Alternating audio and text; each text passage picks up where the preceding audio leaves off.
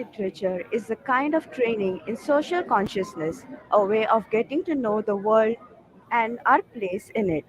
Good morning, and I'm Shima Sheikh, your host for the third session for the International Conference on Emerging Vistas in English Language and Literature. We are honored to have our esteemed speaker, Dr. Raman Atakador Bolaron, Holy Name University, Philippines, in the field with us today, sharing the knowledge and insights. We hope this session will be informative and thought provoking, and we look forward to the productive discussions. So, I again welcome Dr. Raman Atakador Bolaran to take over the session. Thank you.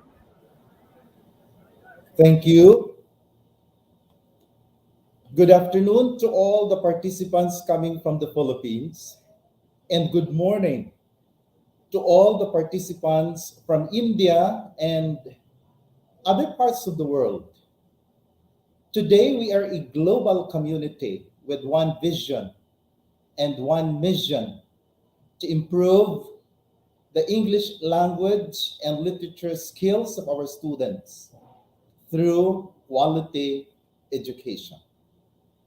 Ladies and gentlemen, my warm and sincere greetings to the organizing committee, as well as the participants and guests of this two-day international conference. Special greetings to Dr. Solomon. Thank you for extending an invitation to Holy Name University, located in this beautiful island province of Bohol, here in the Philippines.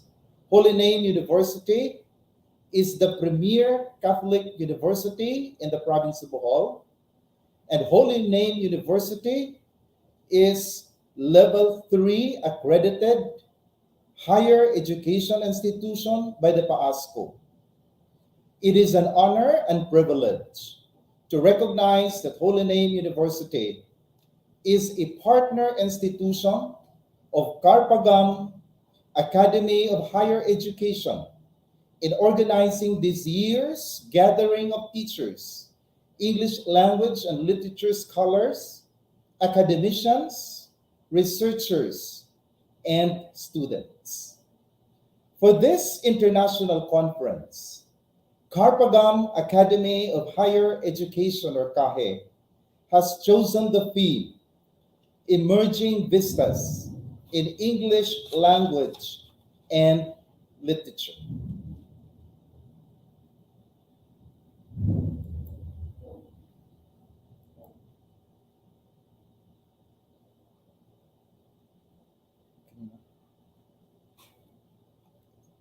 Sir, Windows, sir. Windows. Windows. Ika kare-kare PowerPoint.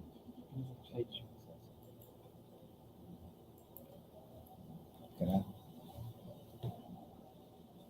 I suppose this theme, Emerging Vistas in English Language and Literature, has been in your mind since yesterday, starting with the first plenary speaker up to the last research presentations. As we all know, this international conference aims to provide a clear understanding of the current state of literature in various countries, while also encouraging collaboration and progress. My dear friends and ladies and gentlemen, I will focus my contribution on the discussion on the discourse of to think or not to think, the challenges of teaching literature in this age of digital media. The task of a plenary speaker is to provide direction for the conference. Given the range of topics which are influenced by digital media, used as tools in the teaching of literature, I shall endeavor to unpack and discuss the challenges faced in teaching literature to today's digitally advanced students and the new avenues that can be explored to make teaching literature more compatible with the demands and the needs of students in this digital age. I would like to share with you the fact that in preparing my paper, I am referring to sources available in the internet and other digital technology sources. I would like also to share the ideas regarding the teaching of literature coming from well known and respected teachers in the Philippines as part of my references. The issues my paper focuses on can actually be gleaned from the conference theme, but I am stating this as questions. And these are: issue number one, what is the current state of teaching literature in the Philippines? Issue number two, why do we teach literature to today's digitally advanced students? And issue number three, how do we teach literature in this age of digital media? Let us have now the first issue. What is the current state of teaching literature in the Philippines? Reyes claimed that to assess it correctly, we must look at its K-12 context. It is true that high school curriculum has room for teaching Philippine literature, Afro-Asian literature, English and American literatures, as well as world literature.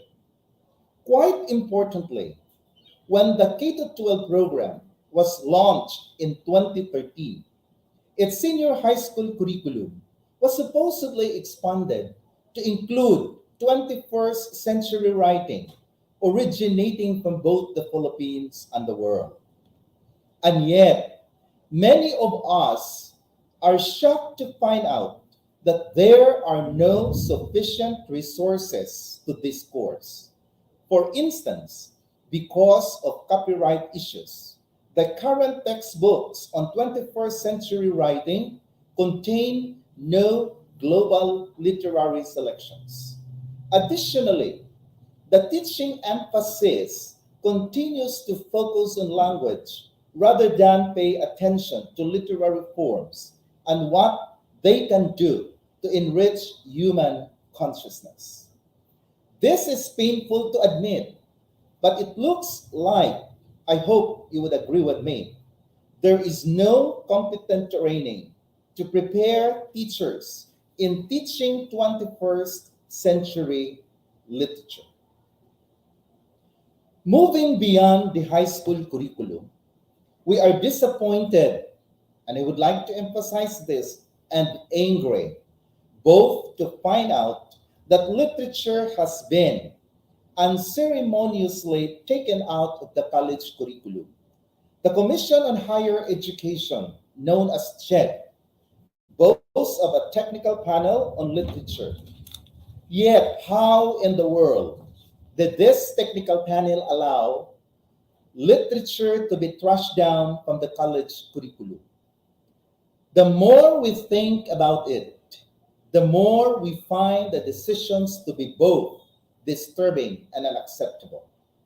But lest we lose track of our educational goals, this move deprives students all over the country of certain skills that are necessary for knowledge production.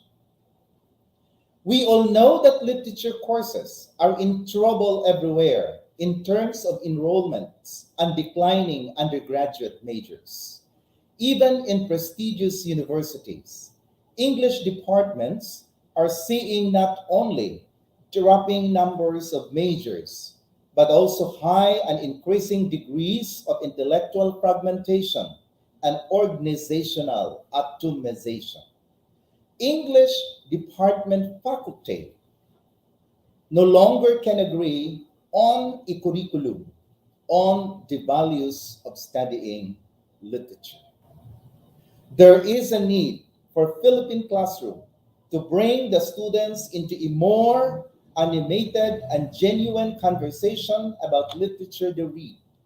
Setting up such a classroom entails that there is a permanent and rightful place for literature to be read and listened to, discussed and written about, performed and moved from.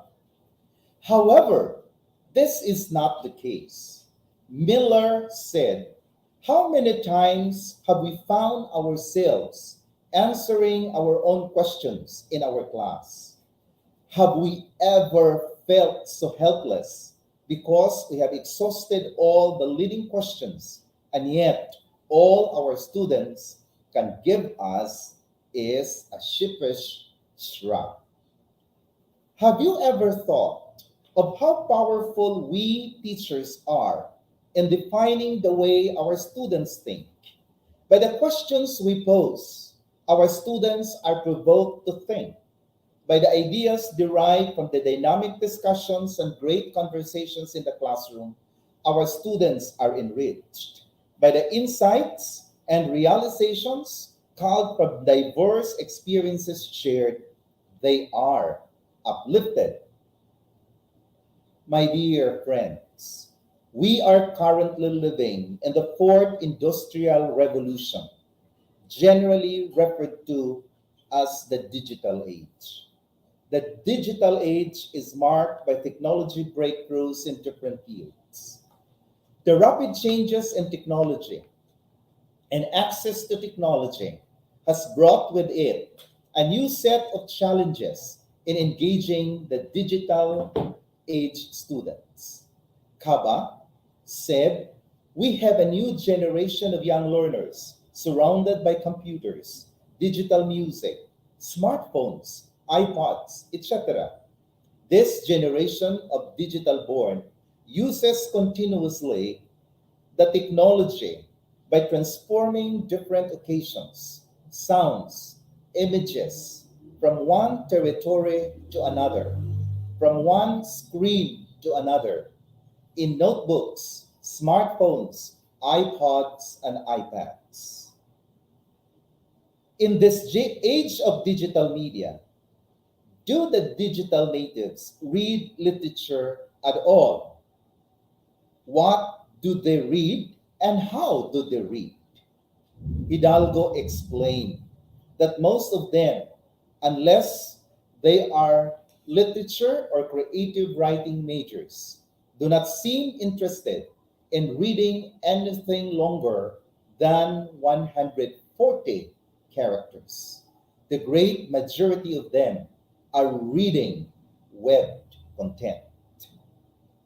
Hidalgo added that these consist of listicles, combines the terms lists and the term article, means short form writing, which presents content in the form of a list of facts, tips, quotations around a particular theme.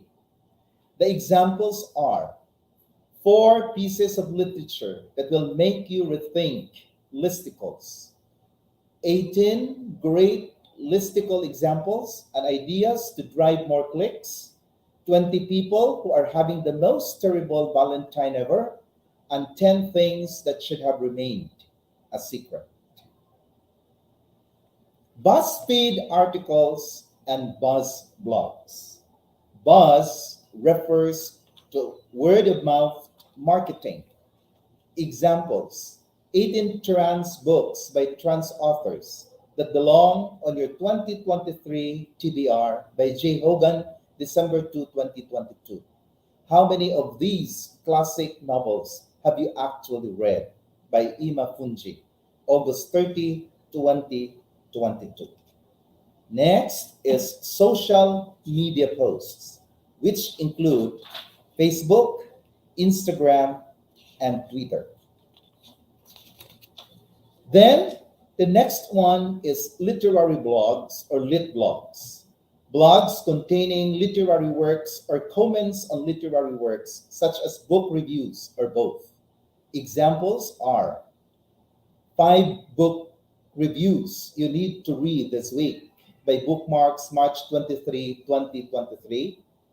How Two Pieces of Art 50 Years Apart Helped Me Hate Cooking a Little Bit Less by Rosalind Chu, March 23, 2023. The next is fan fiction or fanfic, that either the story or characters or both of a certain piece of work, whether it be a novel, TV show, movie, and creating one's own story based on it.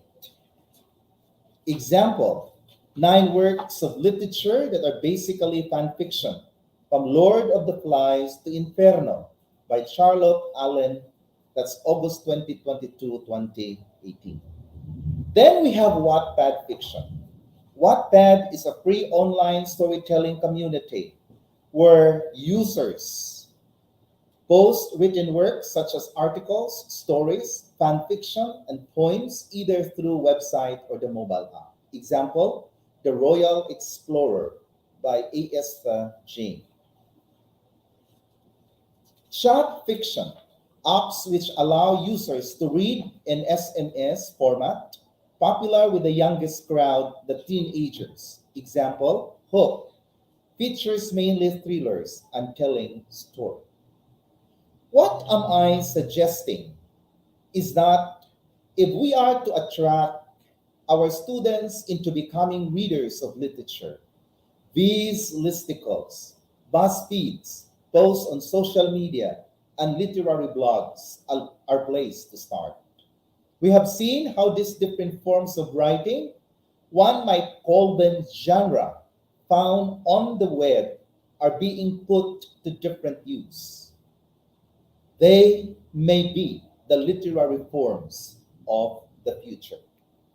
In today's increasingly visual and auditory world, digital born students are to depend less on reading as a skill for information gathering and critical thinking. They would rather receive information via internet instead of reading books. Alter, cited by T 2018, said that digital media have promoted an increase in the use of visual imagery, which have been accompanied by a decrease in the consumption of traditional printed material. Hidalgo described that for most part our students today are generation of scanners, and it is the challenges of the internet that have enabled them to make sense of a much broader scope of information than was available to previous generations. And they are capable of taking in a lot of visual information at once, provided it is presented attractively and in an easily digestible way. Actually, we know that most young people live their lives framed by Facebook posts, text, and Instagram. That the problem with the internet is not a lack of information, but an excess of it is obvious to everyone. Issue number 2, why do we teach literature to digitally advanced students? When teaching literature in this age of digital media, it is important to keep in mind the basic functions of literature are to give pleasure and to teach. We have been so preoccupied in the academy with the cognitive functions of language that we have practically ignored what we so practice instinctively in our daily exchange with one another. What I mean is, we miss the affective dimension of language. Why literature still matters in this age of digital media? There is a serious reason for teaching literature in our time. This aim takes literary studies to promote the development of a global outlook. The world today is wild, mesmerizing exhibit for cultural diversity. Different people, different strokes, and their concerns going in every direction. Given such profound differences, the diversity can provide conflict. These conflicts could translate to disastrous communication, bitter quarrel, bloody wars, and painful divisions among people. And yet, because we live in one planet alone, we are compelled to work with one another to find ways of bridging the differences and pursuing cultural cooperation. This way, literature becomes the artistic window, allowing us to explore the dynamics of conflict, cultural cooperation, and their consequences. To teach literature is to develop the personal skills of the students for honoring cultural diversity. Literature motivates dialogical interaction, a healthy exercise that inspires people to talk to each other in quest of something productive.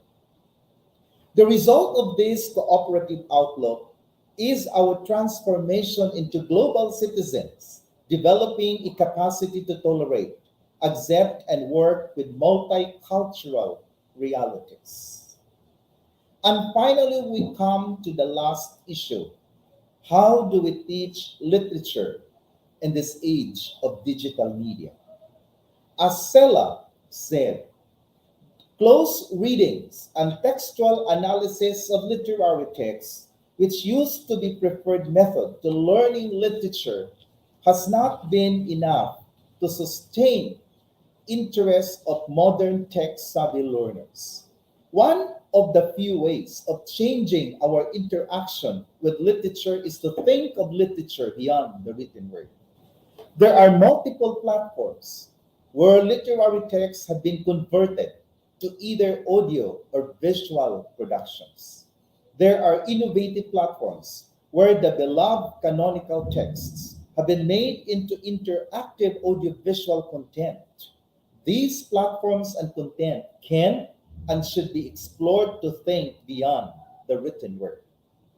Internet and digital technology have reshaped and diversified literature as we know it and offer a number of examples of how authors and readers have taken advantage of digital tools to produce, share, and consume literature.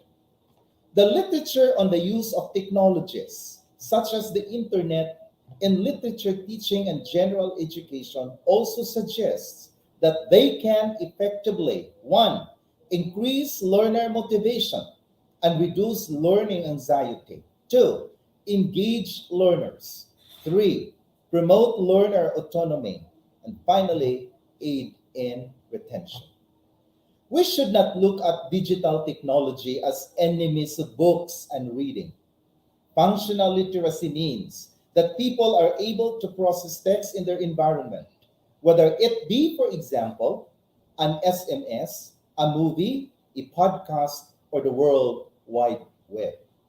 It does not matter whether they read handsome leather-bound, gilt-edged volumes or cheap paperback editions, whether they read on their tablets and on their cell phones.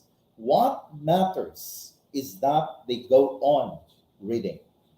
There is a conventional wisdom that tells us that using computers and mobile phones take the young away from reading. I have often wondered why people, many of them teachers, especially the old teachers, think this way. They think that iPods are just for listening and that computers are just for gaming. I have encountered many teachers who cannot think of computers beyond the PowerPoint presentations.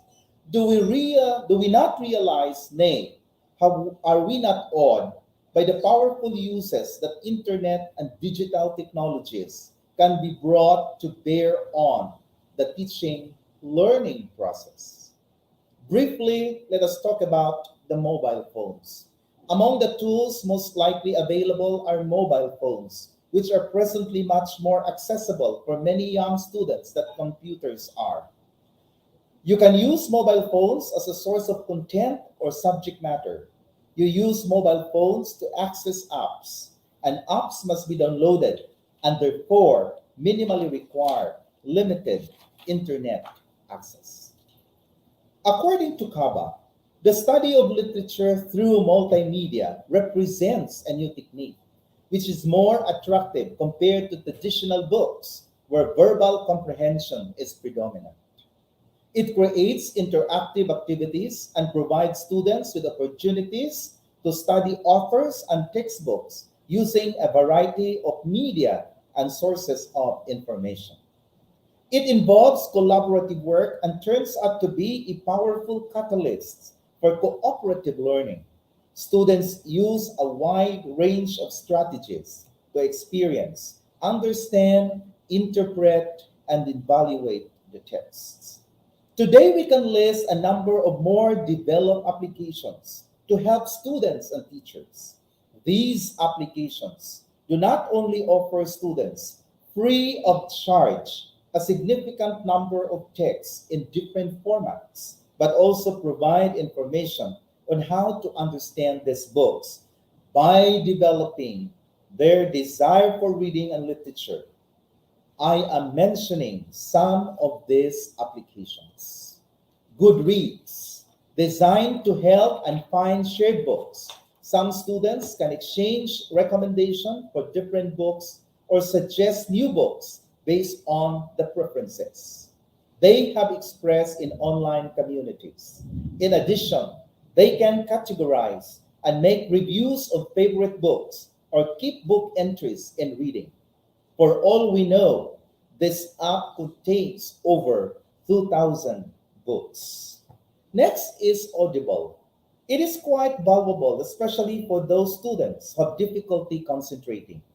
Through this application, users can hear hundreds of thousands of audiobooks, enabling labeling of different parts while reading.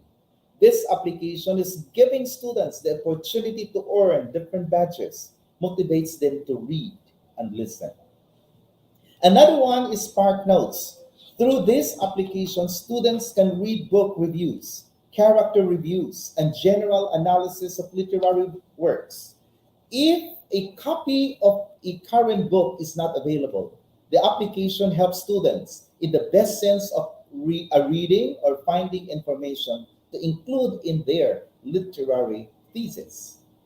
Then, Literary Analysis Guide, an application to assist in the preparation of literary analysis, thesis, or any other literary activity. It is equipped with three mechanisms that contain information about poetry and prose. Using these mechanisms, students can access summaries and examples of more general literary terms that will help them further in performing their literary assignments. Then, literature review. Professors who are increasingly looking for the latest developments in the world of literature can use this application. Although full access requires subscription in the literary review, the cost is personal, nominative, and gives access to the latest publications in many genres and critical literary discussions. The application also provides the ability to search previous publications to find teaching related articles. Then finally, Kindle, an app that gives the users the ability to download ebooks from Amazon directly to a smartphone or tablet. To read ebooks, the app is also equipped with a vocabulary and offers the ability to read and transfer to PDF files. Now, returning to our question, how do we teach literature that our generation of digital born students may experience the imaginative language? Anne Matthews Woodliff, professor at the English department at Commonwealth University of Virginia, USA, in one of her publications, addresses the topic of teaching literature by using technology. Pedagogically, she explains, my goal is to use a computer system to help create more dynamic communities of learners to develop such class lessons that allow each student to feel involved.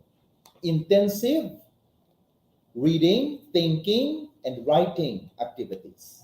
The main thing is to hold focus course on pedagogy rather than computer. So at the end of the course, students declare that not only did they learn more about the computer, but they learned how to think and write about literature. There are many instructional approaches to use to improve the literature students' reading comprehension, literary appreciation, and analysis. Time constraints force me to focus on just one approach. Let me illustrate my points about the use of technology in literature teaching. Where learners have some means of playing content at home or in the library or internet cafe, you can give them individually or in groups assignment in the form of links to particular websites if they have access, or they can save it into a flash drive or mobile device. Students study video, audio, or if we include printed materials outside the class to prepare for in-class critical thinking activities. The teacher can implement what are called wrap-around or scaffolding activities as a pre-listening and pre-reading task to activate the schema. The teacher might ask students to predict a story based upon its title or create a caption for a printed or digital image related to text. The students can also complete jigsaw reading. Then they are to participate in literature circles. The literature circle, which is somewhat like a student book club in the classroom, has drawn a great deal of attention in this time of digital media. A literature circle is an activity in which members meet to discuss the response to a book that they are all reading or perhaps the video that they are watching. As Cameron et al. Explained, literature circles are mostly led by students, while the teacher remains in the background and performs only basic control functions. Roles are usually assigned to members of the literature circles to allow the group to function productively and to help members remain focused on the chosen book or video. Examples of 5 individual roles are discussion director, literary luminary, illustrator, summarizer, and vocabulary enricher. The discussion director's task, for example, could be to develop at least 5 questions about the text and then share these questions with the group. The literary luminary pinpoints important parts of the text for the group in order to stimulate thinking and to elicit some interesting facts about the text. The illustrator's job might be to draw pictures related to the reading and share the drawings with the group. The group members then speculate on the meaning of the pictures and connect them to their own ideas about the text.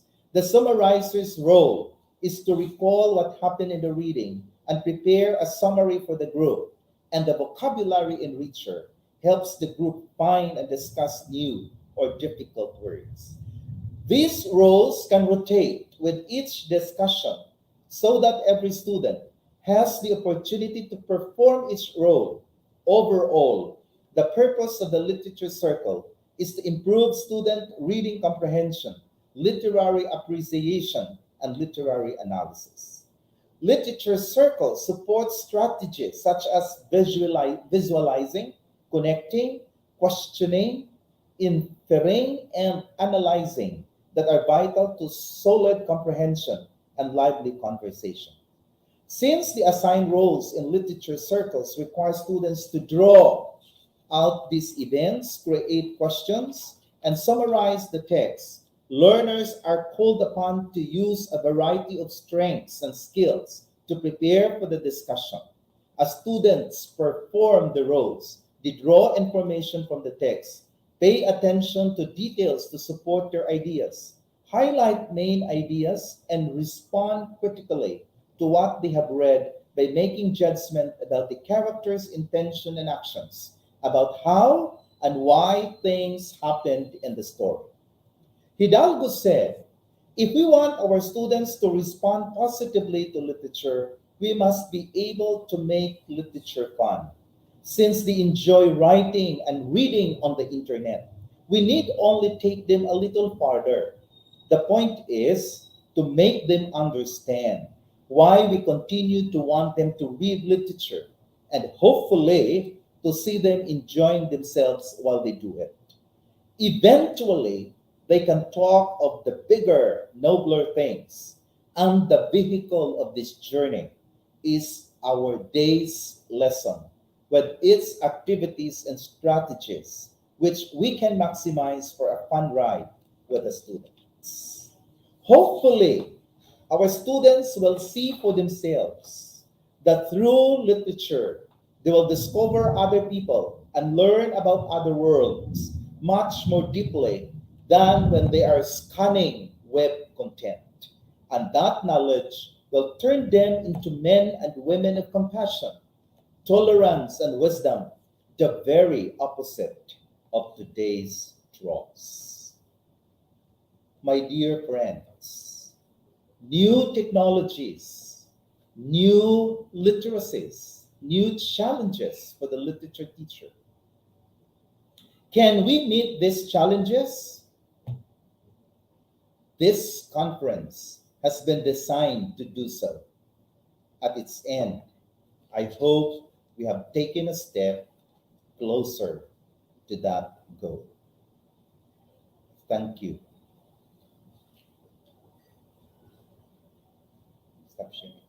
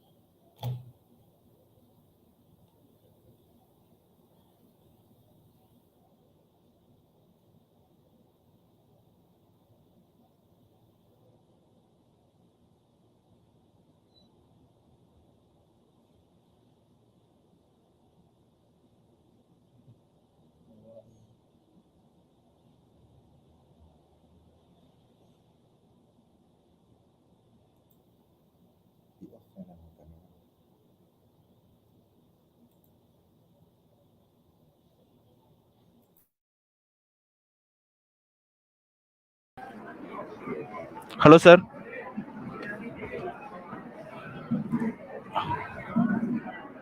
Sir, am I audible?